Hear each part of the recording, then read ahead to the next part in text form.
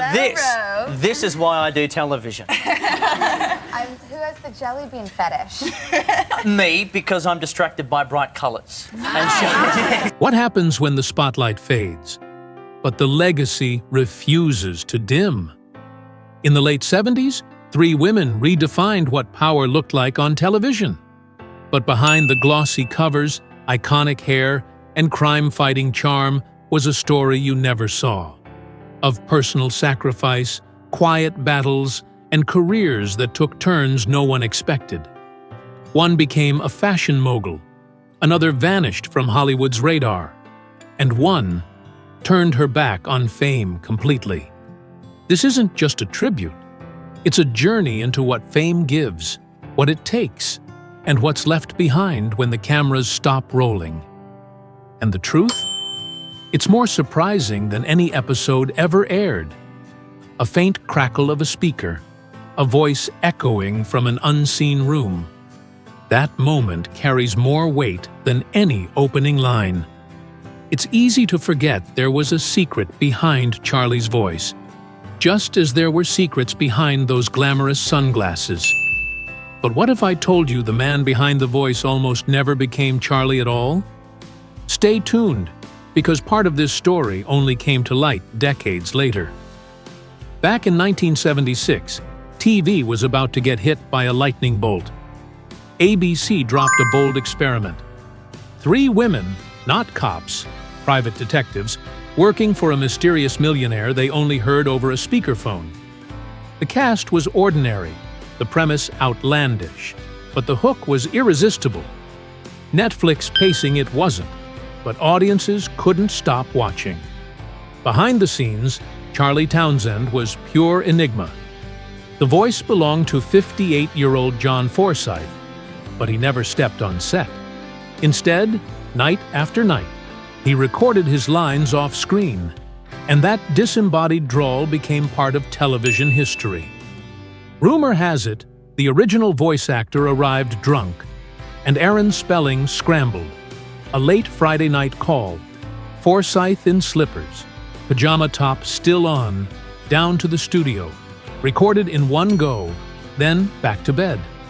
That spontaneity, that raw charm, it stayed, and kept him on the show for 5 seasons, sparking a legacy that would echo through reboot after reboot. You saw 3 fearless women doing impossible stunts, but you never saw Charlie. Forsythe's voice commanded authority without a face, an old-school mystique that made viewers feel part of a secret mission. He was already a star, with decades on stage and screen, but Charlie cemented his legacy in millions of living rooms. Even after the series ended, he'd return to the role in both the 2000 and 2003 films, only finally retiring after the sequels. And then there was David Doyle, John Bosley, the office dad who was everyone's confidant. At 47, he joined the Angels as the warm, steady presence between crime-fighting showdowns. Bosley wasn't just a button. He was the emotional anchor, the comedic relief, the guy who reminded you this team had a heart. Doyle filled 115 episodes, leaving a charm that outlived his February 1997 departure at age 67. Imagine if he were still alive in 2025, 95, and probably still cracking Bosley jokes. His legacy lives in every episode's gentle heartbeat. Then came the original angel who started it all, Farrah Fawcett. At just 29, she exploded onto screens with a smile that lit up the room, and a hairstyle that went viral long before viral was a thing.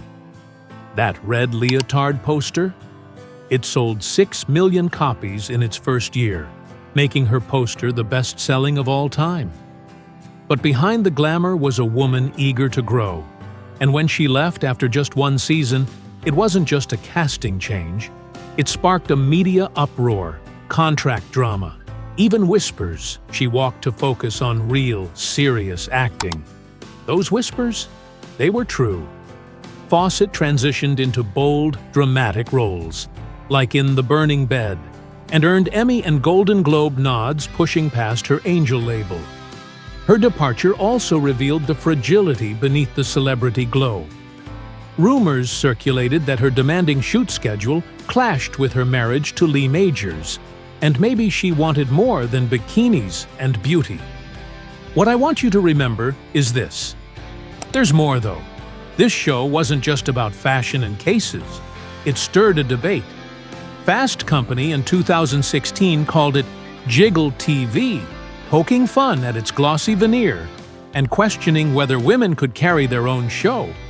But here's the twist. Ratings soared.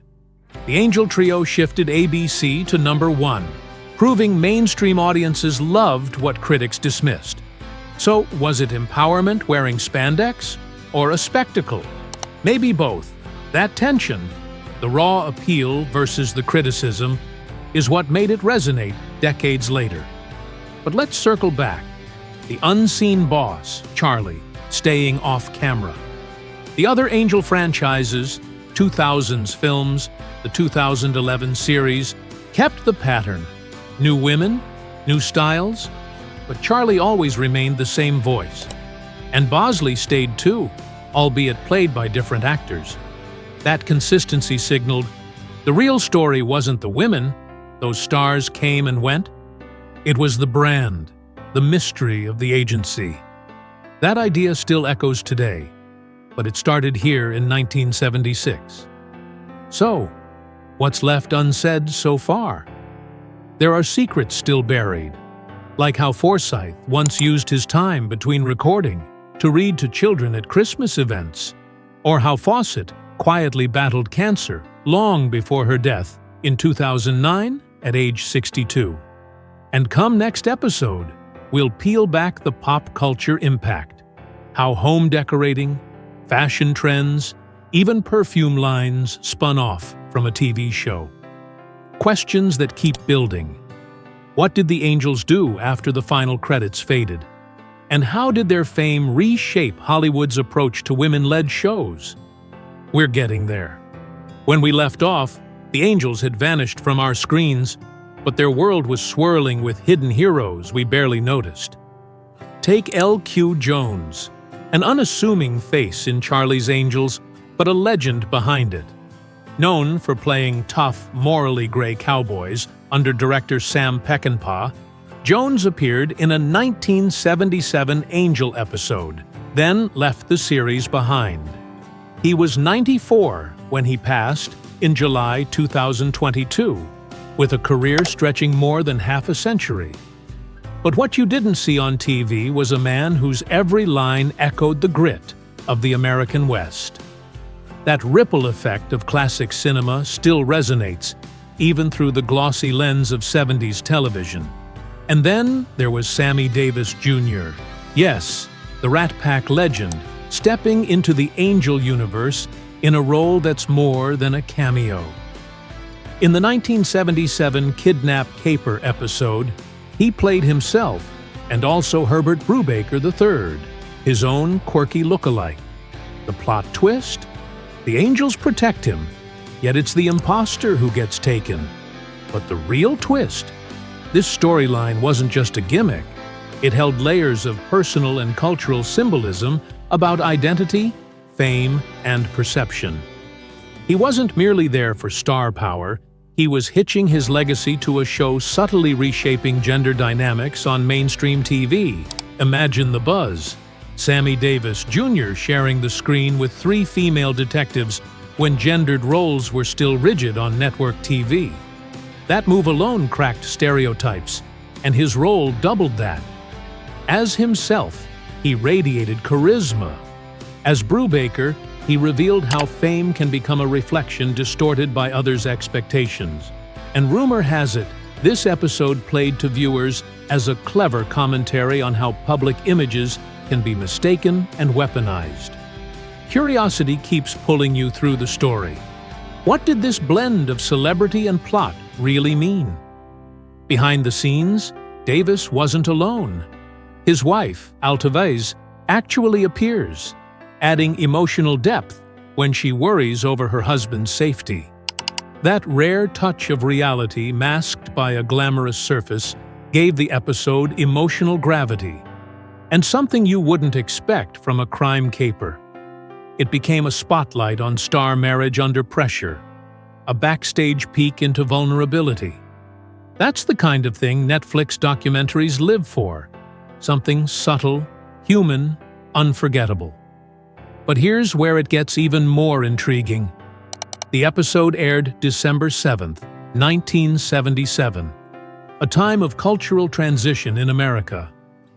Sammy was shifting from Rat Pack showmanship toward more introspective roles. At the same time, Charlie's Angels was turning from pure action into something more nuanced, touching on gender and racial boundaries. The fact that a black entertainer could headline an episode alongside three empowered women signaled an unspoken shift. Critics may have laughed, calling it Jiggle TV. Then there's Dean Martin, another Rat Pack legend, making a surprise angel appearance. At 60, he stepped onto the set, leaning into his crooner charm as Frank Howell. Imagine seeing old blue eyes crossed with crime fighting. It's a visual twist that pulled in viewers and reminded them how television could reset a star's image.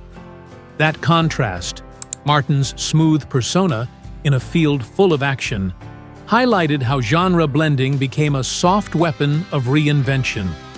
Part 2 also cracks open another mystery. How deeply did these guest stars shape the tone of the show? L.Q. Jones added gravitas, Sammy Davis Jr. brought cultural commentary, Dean Martin lent star magnetism, and Christopher Lee even popped up as Dale Woodman in 1976. Yes, that Christopher Lee, the Dracula himself, appearing in Angels just as much as in Hammer Horror and Lord of the Rings. All these cross-genre icons stepping into this crime world. It was bold and unpredictable, and exactly the kind of storytelling hook that kept viewers coming back. The bigger question across all of this? What did it mean for the women of Charlie's Angels to work side by side with such powerful male figures while still commanding the narrative? Because while critics dismissed the show, audiences kept tuning in, and those dynamic guest relationships subtly shifted TV norms. Suddenly, female detectives weren't just eye candy. They were co-stars with legends. That hidden resonance is something audiences today are just waking to. And it started here. Beyond the guest stars, we also learn about off-screen lives that shaped the on-screen energy. L.Q. Jones continued working until his late 70s, directing cult favorite A-Boy and His Dog, and acting in Scorsese's Casino. That kind of enduring hustle gives his Angel cameo a richer sheen. Sammy Davis Jr. continued breaking barriers, starring in TV specials and touring stages worldwide until his death in 1990. Martin carried on performing until his passing in 1995. These weren't one-off moments. They were career touchstones connecting long arcs of showbiz history. Here's another hook you didn't see coming. These cameos weren't just guest slots. They were coded handoffs across generations of stardom. An older guard sharing scenes with three young women pushing television into fresh territory. The unspoken message: progress doesn't mean erasing the past. It means converging it. As we edge toward Part 3, these questions loom larger. How did these guest appearances influence the Angels' long-term legacy? Did bringing in iconic male figures amplify or overshadow the female leads? And after the final credits of 1980, when the final credits rolled in 1981, agents tried revivals, film spin-offs, reboots, but the original magic remained elusive. Still, the franchise breathed on. The 2000s movies and the 2019 reboot nodded to the past. Kelly, Sabrina, Chris, training a new generation, but none captured the emotional heartbeat of that first run. What they lacked was not charisma, it was context. The cultural scramble of 70s feminism, shifting media, and a trio of women sharing screen presence with legends like Dean Martin and Sammy Davis Jr. Let's talk fashion for a second. Those angels in their gold Rolex Lady Datejusts weren't just accessories. They were symbols of power subtly communicated. That detail speaks to an era when women wielded style as silent authority. The message wasn't shouted, it was understood. Wearing Rolex in a field dominated by men whispered, "We belong here." That nuance still resonates. Fast forward to today, and Jaclyn Smith's wardrobe is now business attire. Her fashion label, Jaclyn Smith Today, has branched from Kmart to Nordstrom Rack, beauty lines to fabric lines. And she's not done. In 2019, she partnered with Sisley Paris on a lipstick shade.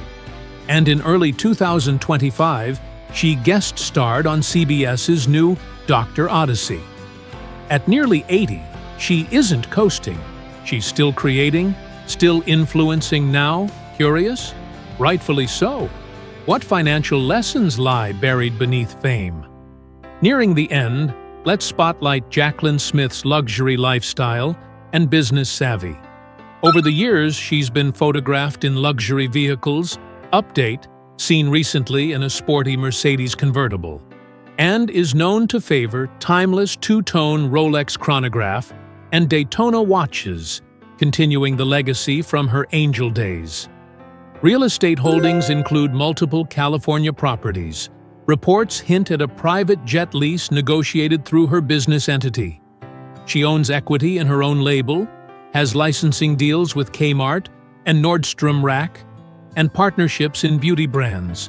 Her thoughtful insurance policies cover health, post-cancer care, business assets, and career continuity. Lesson: diversify income, own your brand, insure your work. And longevity doesn't require stardom. It demands strategy. As we close this trilogy, the transformation is clear. Kelly Garrett grew into an icon. Sabrina Duncan evolved into a pioneer for mental health guests. Chris Monroe became a helmswoman of her destiny. Tiffany Wells turned adversity into advocacy. These women no longer played parts. They shaped a generation's view of what women could do on screen and off. So here's the final beat. When the lights went down on that last angel case, they didn't fade away. They rewrote the rules. Their legacy isn't hidden in reruns or posters. It lives in every female detective, every business-savvy actress, every celebrity turned entrepreneur. It lives in us. And if you love rich, emotional journeys through the real lives behind the fame,